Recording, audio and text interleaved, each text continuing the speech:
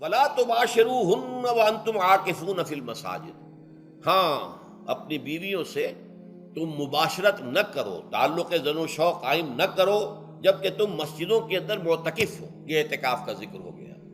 رمضان کے آخری عشرے میں یہ اعتکاف جو مسنون ہے کہ 21ویں شب سے شروع ہو جائے گا، یعنی 20واں روزہ ختم ہوا اس کے ساتھ یہ اعتکاف شروع ہو گیا، اور پھر اعتکاف مسنون جو ہے وہ جب تک کہ چاند نظر نہ آ جائے شوال کا، عید کا، اس وقت تک یہ اعتکاف جاری رہے گا۔ یہ ہے مسنون اعتکاف۔ اس کی کیا حکمت ہے وہ میں بعد میں عرض کروں گا۔ تو یہ حکمت جو ہے اس کے حوالے سے گفتگو بعد میں ہو جائے گی، لیکن یہاں یہ بتا دیا گیا کہ یہ جو رمضان کی 20 راتوں میں اجازت دی گئی ہے اپنی بیویوں کے ساتھ ہم بستری کی، وہ اس معتکف کے لیے نہیں ہے جو مسجد میں معتکف ہے۔ تو ہاں اس کی اہلیہ آ سکتی ہے وہاں ملاقات کے لیے، کسی مشورہ کوئی کرنا ہے بہت ضروری ہے، آ جائے، ملاقات ہو سکتی ہے، لیکن یہ کہ مباشرت نہیں ہو سکتی، وہ حرام ہے۔ فرمایا وَلَا تُبَاشِرُوهُنَّ وَأَنْتُمْ عَاكِفُونَ فِي الْمَسَاجِدِ تِلْكَ حُدُودُ اللَّهِ، یہ اللہ کی حدود ہیں، شریعت اسلامی کی یہ حدود ہیں۔ فَلَا تَقْرَبُوهَا، تو ان کے قریب تک مت جاؤ۔ قرآن مجید میں اس اعتبار سے دو انداز تعبیر ہے کہ اللہ کی حدود ہے فَلَا تَعْتَدُوهَا، یہ اللہ کی حدود ہے، ان سے تجاوز نہ کرو، اس حد کو پھلانگ نہ جاؤ، اس حد سے آگے نہ گزر جاؤ۔ یہاں ہے تقربوہا، اللہ تعالیٰ کی حدود کے قریب تک نہ جاؤ۔ اس کی وجہ ایک حدیث میں بیان کر دی گئی ہے کہ جیسے ہر بادشاہ کی ایک چراگاہ ہوتی ہے، وہ صرف شاہی جو بھی ہیں جانور ہیں ان کے، یا گھوڑے ہیں یا کوئی اور ہیں، ان کے چرنے کے لیے ہے، وہاں پہ کوئی رعایت کا کوئی آدمی اپنی بھیڑ بکریاں وغیرہ نہیں لے جا سکتا۔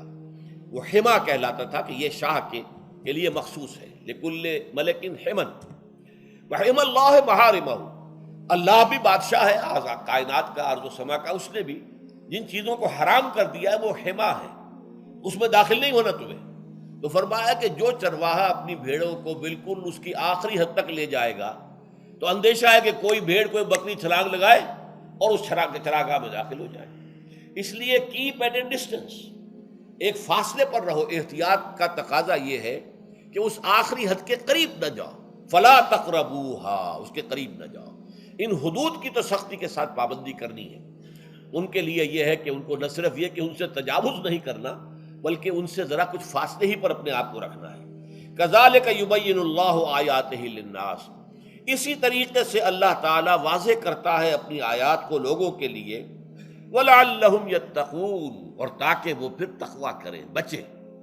جب احکام معلوم ہو گئے اب بچنا آسان ہے، جب احکام معلوم نہیں تو اندیشہ ہے کہ کہیں کسی حرام کے اندر جو ہے وہ ملوث ہو جائے۔ جیسے کہ ایک حدیث میں آتا ہے کہ الحلال بین والحرام بین وبینہما مشتبہات، حلال کیا ہے یہ بھی واضح ہے، حرام کیا ہے یہ بھی واضح ہے، البتہ ان دونوں کے مابین کچھ چیزیں ہوتی ہیں متشابہات، پتہ نہیں حلال ہے کہ حرام ہے، تو تم بچو، ان چیزوں سے بھی بچو، اس لیے کہ اس کے اندر حرام ہونے کا اندیشہ ہے نا، لہذا ان سے بھی بچو۔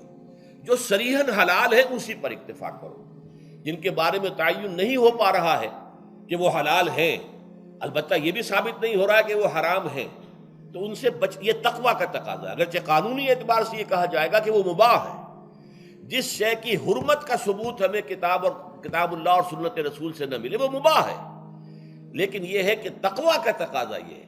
قانون کا تقاضا یہ کہ مباح کو آپ اختیار کریں گے تو آپ پر گرفت نہیں ہوگی، اس لیے کہ اس کی حرمت ثابت نہیں ہے، لیکن تقویٰ کا تقاضا یہ ہے کہ آپ صرف اس شے پر اکتفا کریں کہ جس کے حلال ہونے کے لیے ثبوت اور دلیل موجود ہے۔ تو یہ ہے کہ تلک حدود اللہ فلا تقربوها کذالک یبین اللہ لکم للناس آیاتہ للناس لعلہم یتقون۔